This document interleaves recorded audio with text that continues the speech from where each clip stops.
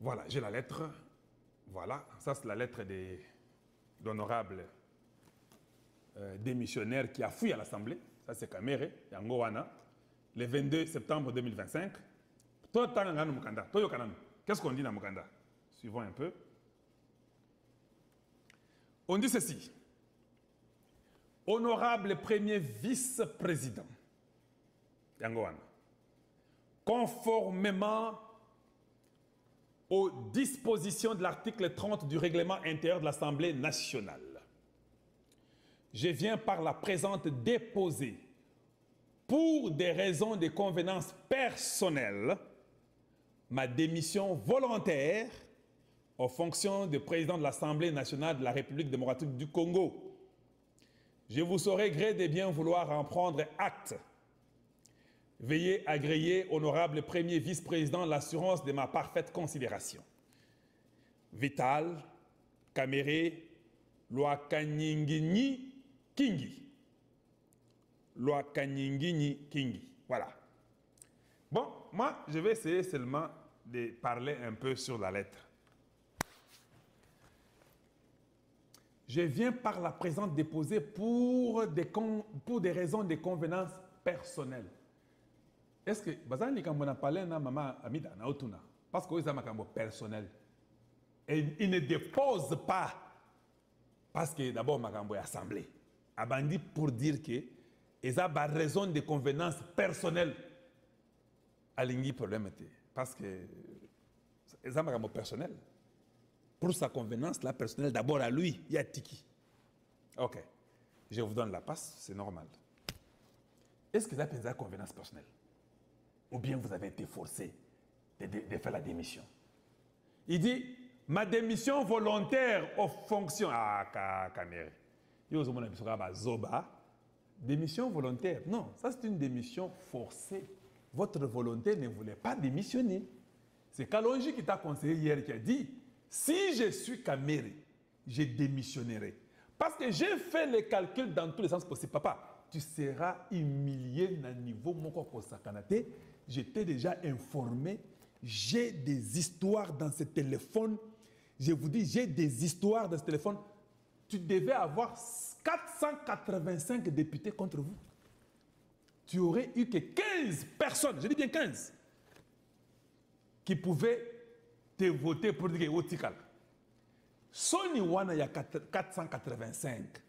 Ne Sony, ça dit que tu es. Et ça, c'est convenance personnelle. Convenance personnelle. Maman, mais convenance sous nini. Oh non, ma démission volontaire aux fonctions de quand même, yo démissionné volontairement. Il fallait démissionner quand ça a commencé. Vous avez amené la liste de 25 personnes. La liste était à vous. Vous l'amenez. Cette liste-là se retrouve avec les M23. Bande Gonangaï, Nabitumba Oyo Salamek na Walungu Lelo dans le sud Kivu. Pour la place que les M23 viennent de prendre, ils ont fait ça parce qu'ils savaient que Kamere va démissionner. C'était une façon de mettre la pression au gouvernement que vous devez laisser tomber Borwana. Kamere Azamoto Nabango. Vous pouvez monter, descendre. Je vous dis, il y a des indices qui ne mentent pas. Je ne veux pas seulement vous dire là où nous avons les informations, mais les indices ne mentent pas. Ces gens-là ont attaqué là-bas Walungu, c'était pour montrer le mécontentement du fait que Kamere est tombé. Dans le sens, tout, il fallait qu'il y a un rapport, qui est en train de venir.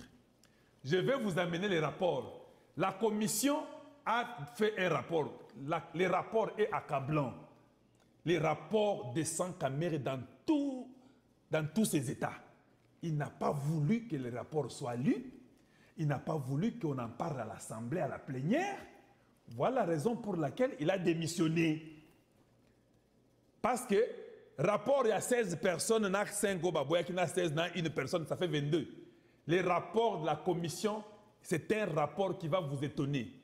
Toutes les malversations qu'il a pu faire à l'Assemblée, tout ce que vous connaissez là, les désordres, l'argent qui est perdu, l'argent des soins médicaux, il y a beaucoup de bêtises là-bas. Le rapport est lourd. Quand on lui a dit ce que le rapport devait avoir, il a préféré de fuir avant que le rapport vienne.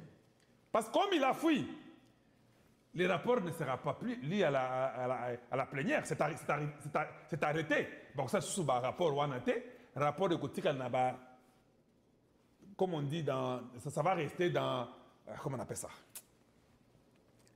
Et Kotika Naba dossier Nakati, mais ça ne sera pas lu devant tout le monde parce que lui a déjà démissionné. Il a voulu arrêter ces feux-là. Papa, Nandoki, j'aurai les rapports. Je vais vous les lire. Je vais vous dire ce qu'on l'a dit de lui. Même si lui vous dit que c'était volontairement, ce n'était pas volontairement. Les rapports n'étaient pas seulement bons pour lui. Je vous dis que tu sais que Azawa, j'étais assis derrière 6 bancs ou bien 6 ou 7 chaises derrière le président. J'étais là. Donc, je vous avais dit quoi? Quand ça va arriver, le président ne sera pas au Congo. Si vous vous, les gens qui condamnent Tshisekedi, oh Tshisekedi, on nous a dit, les Blancs ont dit, il y a les soutiens européens sur les finances, la France, l'Angleterre et l'Union européenne, ils ont dit, Tshisekedi est en train d'appeler les députés pour leur dire, et laisser Kamere travailler. Bino. Des faux journalistes, des hommes de la très mauvaise qualité. Eh, Baïbi Singa na Jeune Coste Yalelo, Baïbi Singa Kalonji, le droit des gens de la bonne qualité, de la mauvaise qualité, ils aillent. Si les gens utilisent ça, ils doivent commencer à te payer. Ce soir, quand je vais aller voir le président là, tout le monde qui utilise ces termes-là doit payer. Et ça, ce sont les gens qui m'ont dit qu'ils sont venus avec le président. Ils ont dit que non, c'est ton droit, le droit d'auteur. Les gens de la bonne qualité, de la mauvaise qualité, ils ont dit yo. Yo ne borwa ne yo. Il faut batoba foutaka droit d'auteur. Si vous continuez à utiliser les gens de la bonne qualité et de la très bonne qualité, de la mauvaise qualité, il faut savoir reconnaître les droits d'auteur, c'est très important. Donc voilà, Kamere est juste venu vous dire, oh non, vous savez, je démissionne pour mes raisons propres. Raisons propres, ils ont pété. Il a démissionné parce que ça ne va pas. Il ne voulait pas démissionner. Raison, convenance personnelle, le quota, convenance personnelle, ils ont pété. Voilà, Kamere est parti, il a démissionné. Voilà. En tant que personne, en tant que papa, moi je ne suis pas content. Aza papa. Azana ba neveu, na ba nièce, na bango, bazana ba Rwanda, kuna, tout ça. Ils ont la famille au Rwanda, une très grande famille. Bon, en tant qu'homme, je trouve que non, bon, pourquoi?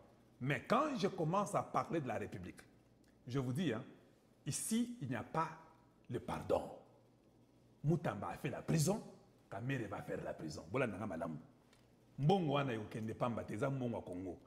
J'ai déjà appris qu'il y a une autre investigation qui est en train d'être faite parce qu'il y a eu beaucoup d'argent qu'il gérait depuis qu'il est venu. Si je vous sors le montant que Kamere a géré depuis qu'il est devenu président et assemblée, je pense que 99 vont dire qu'il y a Kendega Nabouloko. Je vous informe qu'il y a un dossier. Jean-Luc, merci encore pour les 10 euros que vous nous donnez, nous sommes très contents. Oui, maintenant il doit aller en prison. Parce qu'on nous a dit que l'argent qu'on l'a donné pour gérer l'Assemblée. Or, les gens de l'Assemblée, les gens de l'Assemblée disent qu'ils n'ont pas l'argent pour les soins médicaux, ils n'ont pas l'argent pour des véhicules, ils n'ont rien. L'argent est parti où? Maintenant, comme il est député simple, les immunités parlementaires lui seront enlevées, comme on avait aussi demandé pour Moutamba. Hey, tous ces pays ici-bas, oui, les immunités vont tomber. Kamere va rentrer en prison cette fois-ci. Hey, it's over. Et je vous dis, hein, il n'avait pas vu venir ça, les trucs là de quitter l'Assemblée, il n'avait jamais vu ça. Je vous dis qu'il va faire la prison. Tshisekedi a encore tapé ma camouanate. Il y a Moutamba Godité. Il y a encore tapé. Tshisekedi, on est venu nous dire beaucoup de choses. Non, Tshisekedi, il y a qui boy pasteur, papa. Bazoko Sayo. Pasteur, on a un mounoko. Ya wana, aza pasteur te. Bago Sayo te.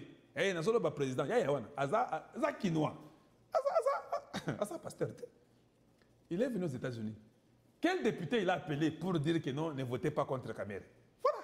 On aime toujours mettre tout sur le dos de Tshisekedi. Là, je prends aussi sa part. Parce que moi, là, je ne prends pas ça. Lui peut prendre, moi, je refuse. Vous mettez sur lui, j'enlève, je rejette sur vous. C'est comme ça que je vais faire. Ça, c'est un point. De deux, Mounongo a aussi démissionné. Il y a maintenant Kester Alibossona et Mibale, un rapporteur Moko Bango Baboyko démissionné. Mais moi, je ne vous comprends pas. Vous avez travaillé dans un bureau. Votre chef, on l'a accusé. On vous a aussi accusé, vous. Les deux Kester là, on vous a accusé. On a aussi accusé les rapporteurs. Mais quand votre chef qu'on a accusé démissionne, Mounongo démissionne. Bino vous pliquez. Vous pensez que vous allez passer là-bas au vote. Vous allez tomber. Vous êtes toujours inutile comme ça. Les gens de la très mauvaise qualité. Démissionnez. C'est ça le conseil que je vous donne. Démissionnez et puis on passe vite à autre chose. Vous pensez que l'émotion là, après que les caméras soient tombées, d'ailleurs, vous seulement par la pudeur, seulement par l'honnêteté intellectuelle.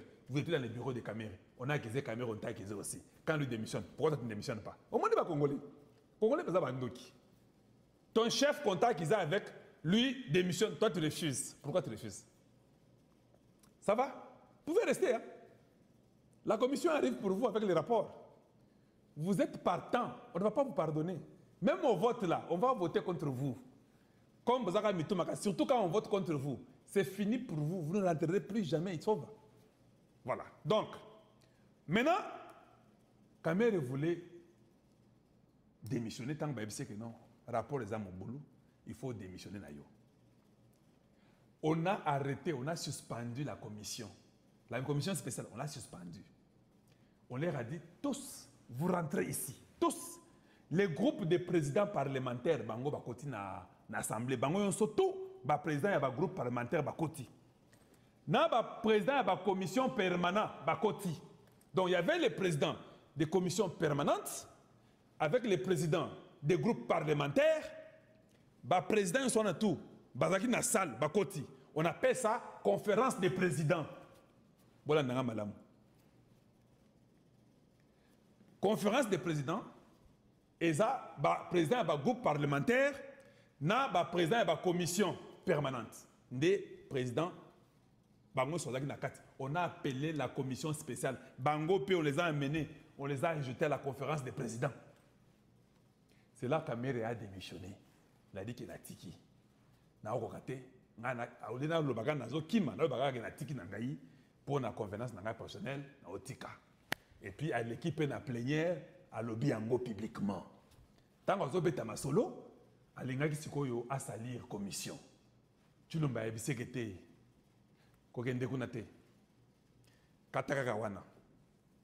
pour ceux qui ont sali la commission, il commençait à parler contre la commission. Si, en tout cas, il faut fester Chilumba. Chilumba est intelligent. Si tu salis la commission, je serai aussi obligé de faire passer sur la commission. Ils viendront ici, ils vont te détruire. Je vais aussi les faire passer. Parce que tu ne vas pas, ils auront droit à la réponse. Si tu les salis au Bomi Bango, Bango peut baser au Bomayo. Tu vois maintenant ce que ça va donner. Laisse seulement, dépose seulement ta démission là, et puis va dans yo. Oh non, c'était l'IDPS qui était contre lui. Vice-premier président de l'IDPS. Président de la commission de l'IDPS. Président de la Congo de l'IDPS. Oh, vous avez vu, vous n'aimez pas Kamere. Bogomona, il n'y aura pas la paix au Congo. Nous allons faire la guerre. Nous irons, on va prendre tous les sites qui vous, ça va tomber. Kamere, Azlaga rebelle, Ezara Mutuna. Quand vous dites ça, vous voyez comment vous êtes de la très mauvaise qualité. Donc, tout ce que j'ai toujours dit là, c'était vrai. Quand vous dites que non, maintenant il va prendre tout ce qui va tomber. Parce que vous l'avez enlevé. Bon, il n'y aura pas la paix au Congo. Ah, mais on n'avait jamais eu la paix, ça fait 30 ans. Non? Vous avez oublié ça?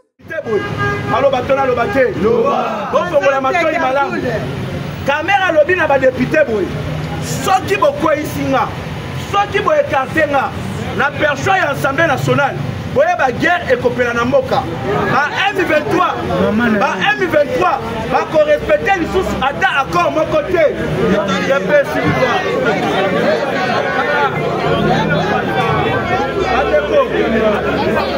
Adeko. Ami bibisi na constater. Naza ko répéter yango. Vital Caméra lobby na ba député boy. Soki bo écarté ngai. Soki bo longoli nga na perçoit ya Assemblée nationale. Boye ba guerre ekobanda. Ba M23 ba ko respecter ata accord mon côté. Je peux suivre. Caméra aza M23 en tout cas, Bindou la zone mérite de mettre télé sous ma boue. Il n'est pas suivant.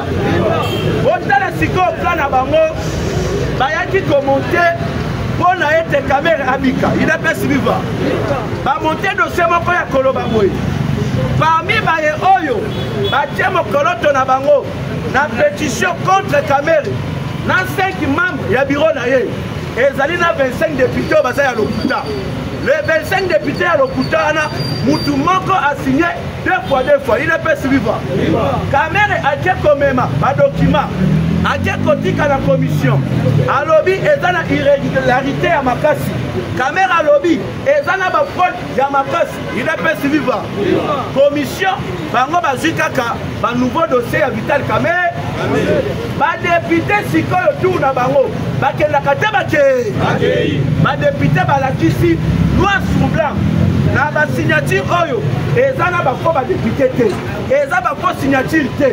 Nous avons toutes les preuves. Babandi ba preuve en deux. Il est pas suivant.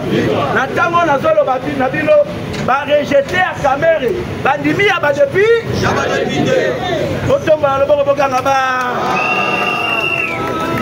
Il est pas suivant. Les abo epona na Kamerhe chikicha. Na sengi na bino. Esengeli Assemblée nationale Parlement libanda wana toto disayango tosa la politique yali sous likolo yali oya kasiko Olivier Kamitana il est pas suivant Olivier Kamitana azali na opposition armée to azali opposition armée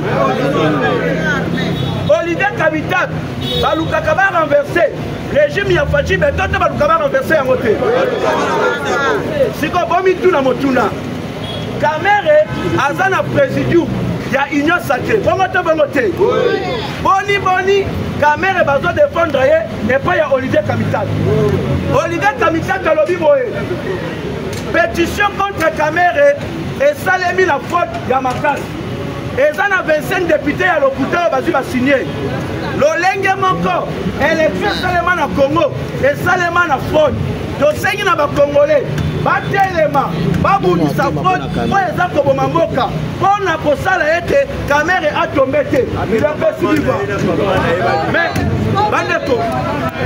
bandeko comment se fait-il au lieu ba membre ya présidium ya union sacrée va défendre Kamerhe mais opposition armée n'aime toujours défendre Kamerhe. C'est par là bandeko ceux qui te sali analyse malamu ngana bino opposition armée ba M23 espoir na bango ezalaki na Kamerhe na personne ya Assemblée nationale il a pas suivant tango bomoni ba Olivier Kamitana baleli tango boyoki Kamerhe aleli c'est que bazalaki na plan ya mabe contre le pays na personne ya Assemblée nationale c'est pour cela Kamerhe appelle sa information à l'Okuta. Oh, 318 civils babomi bango na moba. Tous ces zalaki on a créé division la carte armée. Kamerhe combien de fois a Luka créé accident dans le gouvernement. On est les aboyés, nous avons fait des fonctionnements. Mais aux ça le voyage en Europe, na $1 million américains. Il a pas suivi voir. J'ai même ma main à couper. Kamerhe habite qui na 100 jours. Kamerhe cette fois-ci a bobikate. Na mutu ya Kamerhe ayebi yango malamu. Confirmation ya koko ya naye. Koto yo justice eza posé là. Rappelez-vous la cour de cassation. Bakendaki ko déposer déjà ba preuve nyonso. Présidence ya Assemblée nationale va détourner $9 millions américains. Pour siko Kamerhe asamba et le Mobani a tombé la personne à l'Assemblée nationale. Il a fait suivre. Oyo siko bakokumba yango. Bakolongola ba protection. De la même façon, il y a le Mola qui muta. Mutamba. Oh, tout ça là que fouta maranasi. Aussi dans zone banadino. Et ça a une affaire. Il y a 450 millions de dollars américains. Dans le dossier Moussoussou, il y a 100 millions de dollars américains. Oh, ils allaient corroder. Nicolas y a Vital Kamerhe. Dans le zone banadino, il y a des tournements. Il y a moi, Boyaka, député, il y a budget parlementaire. Il a fait suivre. Comment dépenser ça le Parlement chaque fin du mois? Mais les députés il a fait dépenser ça le il a fait suivre. Ta mère est accueillie, accueillie. Ta mère est accueillie, accueillie. le nettoyage. Les États-Unis d'Amérique va instruire le président Félix Antoine Tshisekedi Tshilombo. Arrestation ya batraître nyonso na bato oyo batravaille na Kabila bayiba mbongo ya libanga ya l'État. Il a fait suivi voir. Na lobi na bino boyoki te na este moto epe.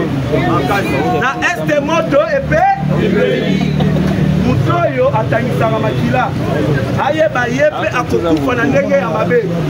Oyebi malamu James Kabarebe. James Kabarebe azalaki chef d'état-major en République démocratique du Congo. Naloba na bato ebele boye bino bato oyo bodutaka ke Kabila azalaka rwandais. Oh non, jamais rwandais akoki kokoma président na mboka. Kaneti de James Kabarebe. Soki, il a fait suivre. Soki Bozoloba Kabila, c'est un Congolais. Jamais Rwanda peut dire comme président de Mboka. Tomi Tuna, James Kabarebe a comme chef d'état-major général à Congo. Voilà, il a fait suivre. Voilà Siko Koto. James Kabarebe Tolandeli, Nisuni Nakati ya Kosila. Nisuni Nakati ya Kosila. Na meki kokota Nakati ya Basus Kolandela. Eza na basusu mususu ezoloba James Kabarebe azali na cancer. Mais eza lisuna basusu mususu ezoloba ke Kagame akomi koliesa bato bazali penepene na ye bapoison. Il a fait suivre. Oyebi tant Kagame alimwaki mpona kotima makambo ya baaccord. Bato bazalaki penepene na ye. Ebele balingaki baprofite na événement wana po babotola ye bokonzi. Il a fait suivre. Parmi bato babandaki kokopere CC kombo ya James Kabarebe etangamaki. Toya kosutuka boye James Kabarebe akomi kokondo. Vous comprenez allez-moi bakou. Il a fait suivre. L'armée congolaise ezalaki clair na maloba na yango. Balansaki appel. Il a fait suivre. Armée ya mboka Congo elansaki appel. Esengi na basoda nyonso ya Rwanda ya ba M23 oyo bazali na mabele ya Congo balongwa na lomba mais ba terroriste na bamonaki lokola FARDC eza camarade na bango. Il a fait suivre les 7000 commandos oyoka les 7000 soi-disant commandos on va former bango na centre ya Rumanga pour parler M23 basi na bango bandeko bakei ko rendre bango visite au senti moi si azako yana lipa na ji pona mobali na alia amela ozotala mobali azosimba lipa pona kolia mais azolenga so buta bongo azolenga na lipa et bongo na munduke ozala ndenge. Il a fait suivre. Pour votre information, plus de 200 soi-disant commandos wana bakimi bakei inde comité kana FARDC. Na lebi plus de 200. Eza na moko na bango kombo na ye baati. Ne babandi kotuna ye motuna. Nini oyo esali ete okima na makambo na bino wana boya comité kana na biso. Baati alobi boy. Makambo biso tozomona kuna ezali felo. Gouvernement ya Rwanda efutaka ba M23. Mais biso bazobibisa biso na ba promesse. Ba prometaki biso ete ndenge ezali boye Tshisekedi soki andimi kosala mixage bakofuta biso barriere na biso ya 4 ans. Mais bamakambo wana nyonso eza ya lokuta ka Tshisekedi akotikala jamais kondima mixage. Alors au lieu tozala na bango au lieu tobundisa mboka na biso on s'est décidé tobanda kokima moko nsima na mo il est suivre plus de 200 bobetela bango maboko bobetela bayaki mpe maboko pamba te bayaki na mando il est suivre kote oyo sikoyo l'armée congolaise auti kolancer communiqué elobi boye cette fois-ci provocation ya ba M23 totala bango na biso te baattaquer baposition na biso barespecter cesser le PT. Alors biso to décider toi finir na bango il a fait suivre toye komatisa basukoi sukoi emati likolo CH4 emati likolo epepi ekei na baposition ya barwandais ebombarde babasi na bango nyonso bandeko babasi na bango nyonso mitraille nazali na bafoto baimage ezali a so botali koma deske bandako babasi na bango eziki bokoloba bino moko makambo asese lepe totika yango. So soki tokontinue na livre oyo nazoloba na bino un mois eza ebele bango nyonso bakosila Corneille Nangaa Bertrand Bisimwa ntango bombardement eza ebandi mwana na mwana akangi bisaka tula musi yata idps viva eza na lieutenant colonel baza koloba yende espoir ya Paul Kagame cet lieutenant colonel bombardement ekweli ye na mutu bandeko na ngai inosa wana apanzani nalobi na bino inosa wana apanzani kombo na ye inosa me ntango bombe ekweli ye eyebaki teke aza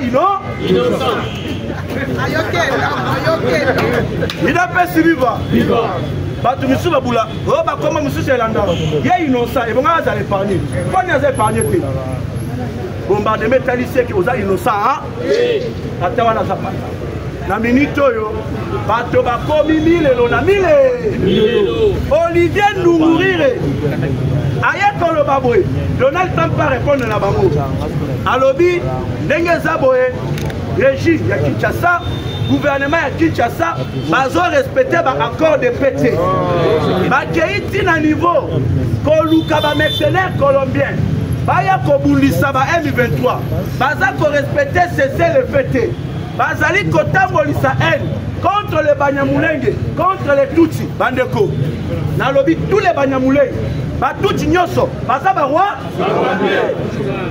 toza na 450 tribus ete boyoka ko les Banyamulenge il a fait viva bango nyoso baza ba roi Olivier Ndungurire alobi haine contre les Banyamulenge haine contre les Tutsi au baza na Congo après avoir tant sisi koloba Donald Trump alobi boy tozo senga na ba ressortissants na biso nyoso bameka kotia makolo na ba zone occupée par les M23 vous comprenez elingi olobani elingi olobani alingi koyoka te ba ressortissants na biso bakende kotia makolo na ba zone occupée par le M23 ba oyo ba kotia makolo etali bango ande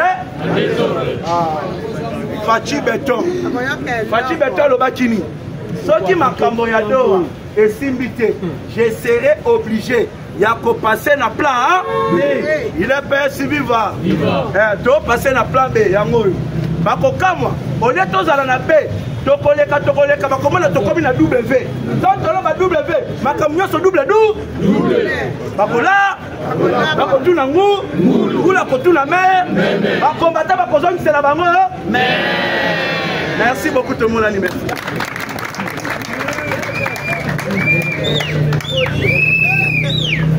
La Fumuzulu, Nagalo, c'est tout la musique. IDPS viva! IDPS viva!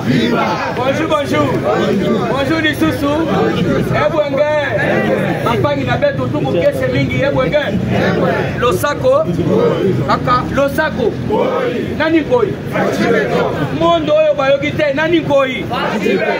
Baluga balobi fachi wetu au! Banu chilanga nanjika mwena ditu fachi wetu au! Batote ya Goma Bukavu Sud Kivu Badiano Atanga Badiano. Voilà les véritables batetés là, sauf Olenganko, Ina Frank Tongo, Tolodibo et Moyano, Costa Mutamba, les véritables Moussongue. Badiano la fani na basonge ko saba patite Jean-Pierre Bigomoana Moussongue, je l'ai contacté. Gambo, je fais ça Gambo te pona kolakisa. Oza Mungala, Oza Mongo, Oza Muluba, Oza Moussoaïl. Pas question de tribalisme. Le président de la République a un symbole à unité nationale. Muluba, Mukongo, Moussoaïl, tout couverto na beto. Ici, je n'ai que 4 abords. Je ne vais plus vous prendre beaucoup de temps aujourd'hui. Mais ayez vos apaisements, prêtez bien l'oreille. Nakataku, Makambo Keseni. Voilà. Mais oui, pas d'aventure, pas d'aventure.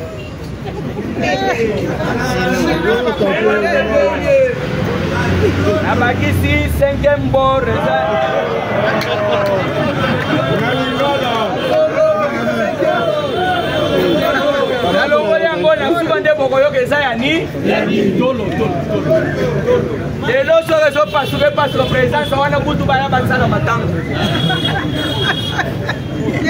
bakosala yango te mpo moto azosalela mboka jamais alalaka na nzala ata yo 500 opesaka ngai nakomeli yo pesaka ta 500 futa moto ya quelqu'un oyo amemaka mpe awa maître Gims aza te ofele chaque jour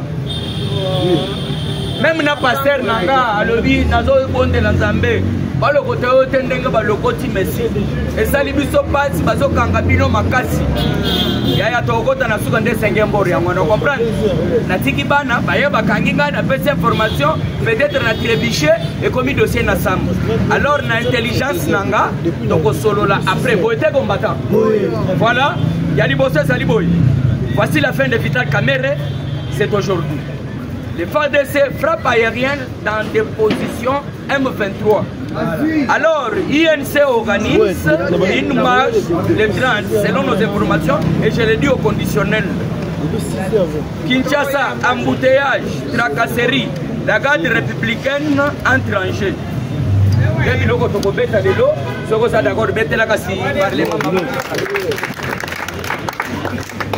Tobani. Voici la fin. Bosani bor moko Félix à Washington à New York.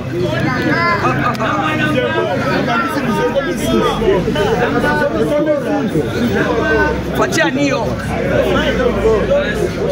Nabandina nous voici la fin de Vital Kamerhe. Merci beaucoup. Nazo bandaka na sentence Mouké. Vous êtes tous sans ignorer que Vital Kamerhe n'est pas de nous. Na Genève, yazalaki na candidat na ye. L'air tokendaki Genève. Oza na courte mémoire te. Oyo na oyo. Boyembe, boyende ça va? Ah, bosoke eza ça va te tocheka wana. Betika kana munoko bokoyoka. Tolobi boy, Vital Kamerhe azalaki déjà dissouté. L'air baké Genève, ba Martin Fayulu, ba Muzito bomoni ba koti na kati ya gouvernement. Vital Kamerhe azalaka déjà na candidat na ye. Siko Fati Beton atali que pression ya parti. Il a qui sait que non monté au poni ezayete. Ne Fati s'est retiré à Monique Kindoki baké koloka na Genève et simbité. Vital Kamerhe azalini ayena pambo na biso. Ne Fati sikoyo azuye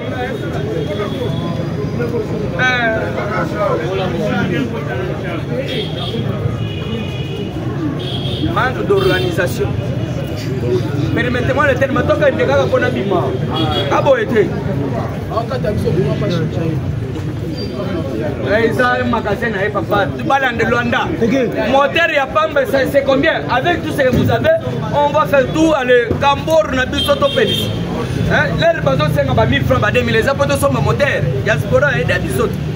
Lux, Souka, il y a pas si mon bouquet. Tobamba, Tobanda volé la terre. Oh,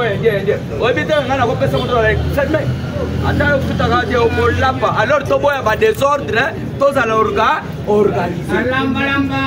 Tobanda, information, bon, c'est comme il y a pas de voici la fin de Vital Kamerhe et c'est aujourd'hui. Vital Kamerhe a sauté. Vous avez déjà tout ma Genève na Betel Bino. Fati a récupéré moi na Mayaka. C'est aussi majorité au Koko ma premier ministre. Et Simbité. Fati a le bizala anani directeur de cabinet. Nulle part na constitution au bout de directeur de cabinet a reconnu na carte constitution. Baza le rôle à chauffeur et chef de l'État. Baza le rôle à l'ambel et chef de l'État. N'a pas conseillé va reconnaître la banque de la constitution. Sur Vital Kamerhe on a tout fait. Batangiyo na makambasa ke oyibi bambongo okoti pe bolo ebele pe balobaki na Tshisekedi pe aliaki mbongo wana elobama ngai te elobama l'air bamoni Fati akoti makambo ya Vital Kamerhe abima pe boyo omamiki ye pose ya keno ministre ya économie aucune banque économique créée par Vital Kamerhe le docteur. Le docteur en économie. Comment est-ce que tu vas Sophie Bank, Crown Bank, Banini Wana, et ça, Congo n'a que BCDC, Allez, balongoli zalata na assemblée. Na assemblée, bapesi yo 420 de millions. Géré par député. Par député, babimi balobi ke tozongaka 15 millions de francs congolais. Prime ezate, soins médicaux ezate. Bango moko bafandi balobi ke non. Tokende, tocha pétition. L'air bango bakotisi pétition et comme il va créer commission. Commission esilisaki musala lobby. Basambisi batu nyonso. Vital Kamera sambi, ba Jacques Joly, ba Munongo yakenda okutana na ba Frank Jongo, ba M23 basambi. Retenez ce que je dois vous dire. Malgré basali babiloko na bango lobby, l'équipe na vote. Na ndenge ya commission 1. Lelo nde lelo qui habille voilà. Dans le biboy qui habille voilà. Vital Kamera doit comprendre que les députés qui n'ont jamais pardonné Moutamba, ce sont eux aussi oyo bako pardonner yo. Vous êtes d'accord?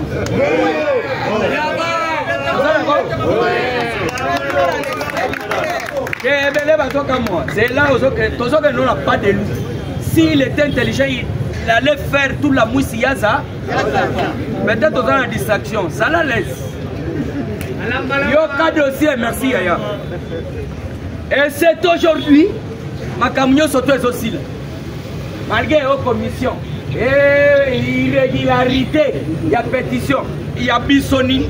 Oya za chimanga kalonji tomoni kuna kalonji chimanga lisusu on timba luyeye koto luyeye timba vous avez perturbé la liste pour bolo ba irrégularité irrégularité ça le londe le député Yambongo ça Yamboka mais Vital Kamera doit pas partir puisque avec Vital Kamera ça ne demande pas le microscope électrique non optique. Akoki jamais kolekisate otozali kobenga changement de constitution. Bien parlé.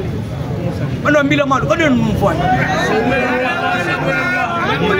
Bazo yebisa bino makambo bozo yokate pona nini. La ndasi go lelo. Lelo ko zala ki sont pour. Omoni ba biloko batu bazo Peter kaza dibani tala. Ce sont des échappatoires. La caravane passe, les gens à bois, la caravane passe. Lélo, au moins déjà dispositif sécuritaire autoché. Si cas de pita ça la moussala et puis tous autres tchapa témoins. Témoins ça moussala ni. Allez, petite chose à nous voter ni ah oui, il y a bon. Bah témoins pas comme ça la voix. Ce qui me rend ébloui. Comment trouvez-vous possible les ennemis du pays? Olivier Kamita, Bananga, et tout le monde là, toute une racaille. Il y a des étrangers, au Balingimbo Kate. Bakangi Moutamba, Balobi, aucun mot. Au contraire, c'est comme Moutamba, mon petit nanga, il y a une politique pressée. Comment trouvez-vous possible le gens en Gambou? Babanda kozala contre eux, bakomi kokanga Vital bazolongo le Vital Kamera ndeni. Est-ce que dans la démocratie ça c'est pas encore une démocratie? Démocratie ou kujanu wakaku ezaka ya koko na yo. Retour à l'expérience. Olimbi sanga na zolo makambo avec Nakanda. Je ne dis pas puisque donc les autres c'est pour vous dire que nous avons des M23 au sein des instituts, je l'ai dit au conditionnel, merci. Ah oui, comme il tourne, Corneille Nanga, il est mon congaïté. Papa procureur, Corneille Nanga. Alors, l'herbe aux aussi, c'est un biloko na bino ya nyo sacré one. L'un de vous, Babenga Kingai.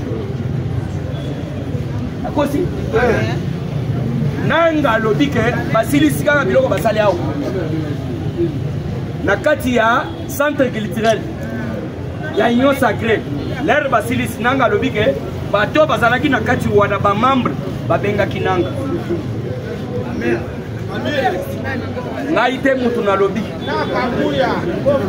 Donc pour vous dire ceci, aujourd'hui makambo ya kamere totiango mupanzi lere tokotia mupanzi tokoyebisa papa Firmin Vondo. Papa Firmin Vondo, allez-y à la vitesse supérieure que Oyo Zwaki na dossier à Moutamba. Bien parlé. Demande Mbalamoro ya humilité et l'ongo. Bien parlé. Mais c'est Vital Kamerhe arrivé. Parce que Fundo on a 400 et quelques millions. Vous allez reconnaître le dossier Oyo Tonderi. Bon, comme ça, na senga na humilité poto ya kosolola. Ce que ça bongote, tokoye bisabino Moutamba. Information est pas bien grave.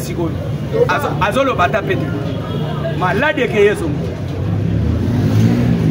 nalaka mbongo Moutamba te naza taché de presse à Moutamba te mais bazo benga ngai ba yebisinga ke Moutamba zo bela il ne sait pas même parler mais moyen c'est ngata liberté provisoire et ça te alobi ka na ndenge bazo linga pas faire souffrir ngai na souffrir Moutamba ne sait pas parler, allez-y vous référez. Attends du frère Moutamba, mais ce qui n'a pas ça m'a touché. Quelqu'un qui fait la volonté. Il y a mon conseiller, on a dit Guillaume Ngefade. Il n'y a pas lobby. Le problème est la justice, c'est Ali que non, m'a bien organisé na katia avocat. Na kuti ba avocat, basala ka musala te. Mais bazo ya na habilité de faire pour bafuta bango. Makamba Moutamba te. Guillaume Ngefade, merci beaucoup. Moutamba la page est tournée. Alors ça peut ça l'information. Deuxième Boriangwana, les FADC, Nanga Saliba Vanti a présenté bino 7000 hommes. Kenon Basilisi. Barondo skize bango donc bozo comprendre te bango na bango. Ici mon aoyaye, nanga na baoyaye. Au moment où je vous parle, c'était une catastrophe. Et j'ai admiré les FADC, mettez la FADC.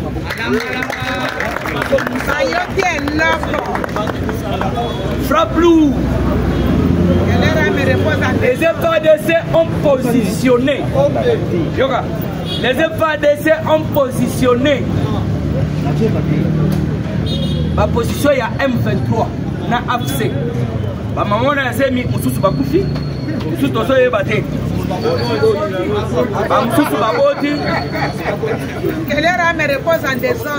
Les autres, tout la musique, ma famille, vous étiez perdus. Moi, je me la attaque au cas Moussous a gagné un hamburger. Moussous a gagné un hamburger. Tirez beaucoup d'attention. Tirez beaucoup d'attention ici. Alors, je voudrais vous. La ligne natale Sabino Boye. Bananga déjà. Basuki. Basuki par rapport à quoi? 7000 hommes, Bango Batigani à 1500. Merci beaucoup, merci, Wanakabe. Comme tu me dis, avec papa. Nous sommes 5 ans, je le connais. C'est mon frère à moi. S'il doit me tuer, on a beaucoup. Avant, bon, on a la tamoutouana. Sans bon, on a changé de bout. Merci. Donc, je dis, les FADC, on dit qu'on a la macambo et d'autres pays sabiso. Mamatisi drone, mamatisi sokwa. Ceux qui se tendissent, ceux qui 89. Par exemple, on a un problème et j'ai admiré pourquoi.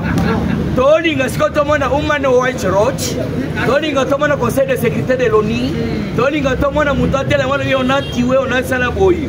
Non, on a signé le respect à intégralité territoriale.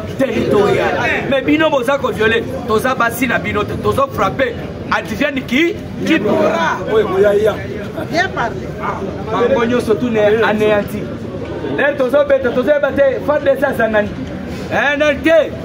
Dans zone wana et puis ils ont beaucoup plus côté à Rumangabo. Des places de frapper, il y a aussi Toziki si to tumbi to balusi mabele. Mais je vous l'ai dit, comprenez ce qui tozana bolingo oyo. Ya kosale la moka na biso na armée. Est-ce que avec les généraux complices tokoki kosala yango avec les généraux commerçants tokoki kosala yango. Imaginez-vous papa yaya un général na libumu akokende bitumba ndenge nini aza na kare minye moya kupa ezati ayebi déjà que na bo ezobimesela ngai na kolia na sauté déjà INC organise une marche de 30. Ça, je l'ai dit au conditionnel selon nos infos. Donc, il y a bango boye. Pour ça, la marche. La mère a dit à il est c'est vivant. Et l'autre caméra zokende et ça m'a bien aillé moko. Qui sait qu'il a voulu protéger la caméra plusieurs fois. Mais ça n'a pas pu tenir. Ah oui. Il y a pas le papa et oh alobi boy papa et madame Nabino wana abu kabuya yo payak isimu yo payak otika la bo organiser madame Nabino ngana matin pepo na kei New York. Oh na New York. Na New York.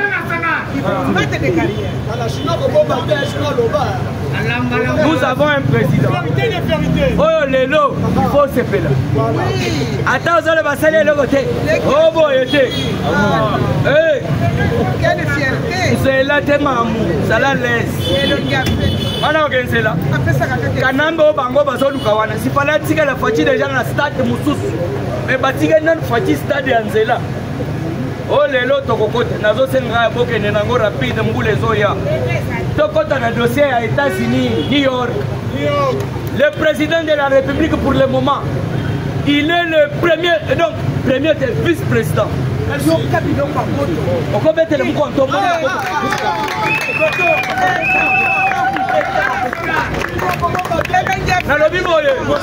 Papa, yoko ningisa mutu te to beteli buku antombo luma boko.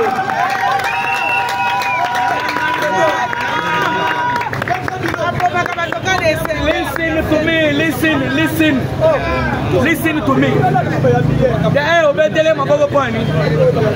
Parce que à Zingwende et Dédé, nous sommes parmi les 10 pays membres. Il y a Otosali Kobenga.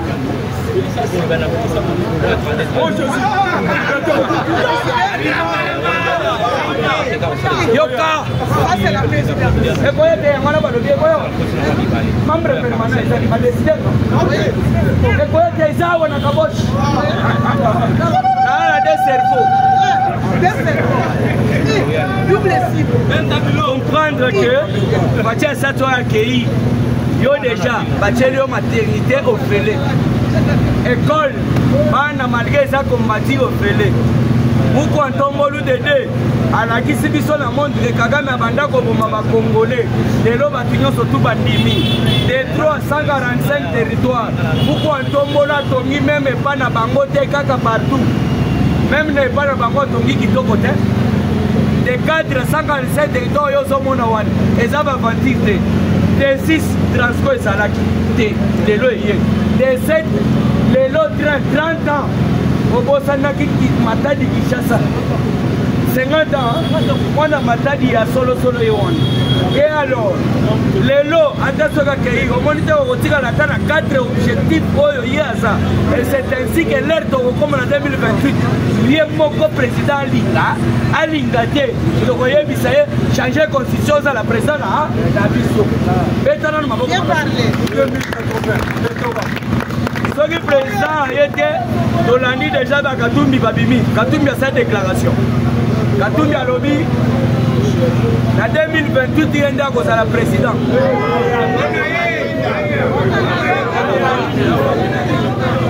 Accueilli États-Unis pour Bayambaye. Et pas Trump. Pour que depuis la France, c'est toi. Trump a lobby wana nani wana. Ok, Katumbi.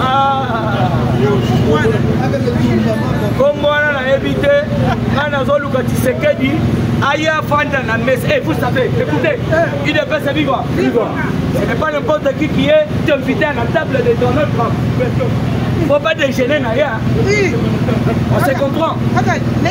Il y a un moutou na yo papa Yaya Kulutu. Ce qui est un Américain, ou soit un président comme il faut autant de yo messa. Obolia na ye na lutu. Olia na ye. fufu te oliaka na ngandanjika tolia mwa ba Miss Girl. Cela veut dire que ça sera le bon moment. Il y a tobeta maso.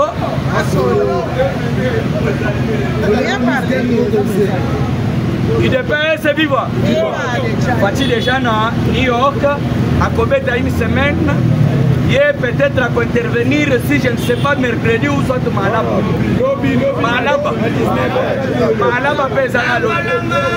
Malaba pesa à l'autre. Merci beaucoup pour mon Kinshasa Mbouteage. C'est sur instruction du chef. Nous n'avons pas à dire.